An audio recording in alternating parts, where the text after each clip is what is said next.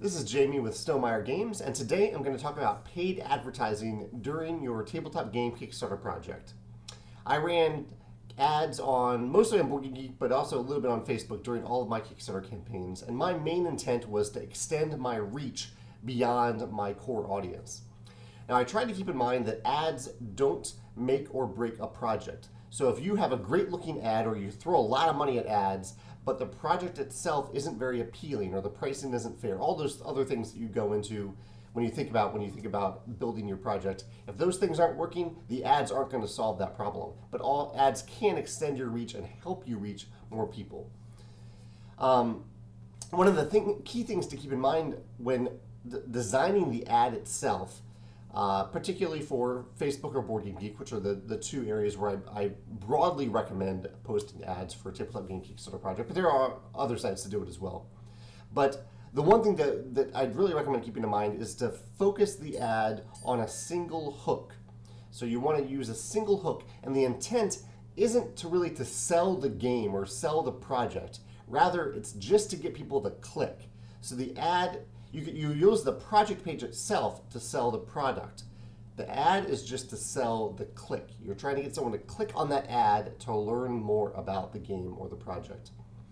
I highly recommend doing A/B testing. This means using different types of ads on the same platform that maybe look very similar but use slightly different words, maybe slightly different images, and evaluating the click-through rates after they've been online for between 5 and 7 days, 3 to 7 days. And then tweaking them and maybe eventually reverting to the one that's working better than if A is working better than B, revert to A. As for timing for ads, I recommend that you don't put ads on Facebook or on BoardGameGeek within the first 48 hours. That's a time period where it's really good to get all the people that you've already built up awareness about, the early adopters who are just genuinely excited about your project. You want to get them in the door first so that when people start to click on those ads after the first 48 hours, the project has a sense of credibility about it because it already has backers. Hopefully it's already successfully funded.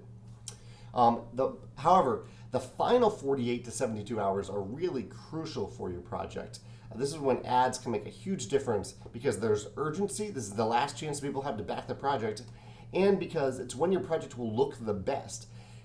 Ideally, you will have funded by then for sure, and ideally you'll hit a lot of stretch goals. So people coming to the project from those ads will see the best version of your project. On BoardGameGeek, I recommend that you don't animate the ads. This is something that's up for debate. I've seen that click-through rates do sometimes go up due to animated ads, but I think they're really annoying and they make me tune out ads. So I think there's two different schools of thought there to consider. But I recommend, and the ad manager at BoardGameGeek, Chad, does not recommend animated ads. And also, if you're posting ads on Facebook, I'd recommend using desktop placement because you want people to see the ad at a time when they're likely to actually click and explore it, which is when they're on their computer, not just their phone. Use very short text and use a real photo, not a digitally rendered photo. Tests have shown that real photos do better than digital versions, digital renders. Lots of information here. If you have any other thoughts, there's several articles on KickstarterLessons.com about paid advertising, or you can post your thoughts in the comments below. Thanks.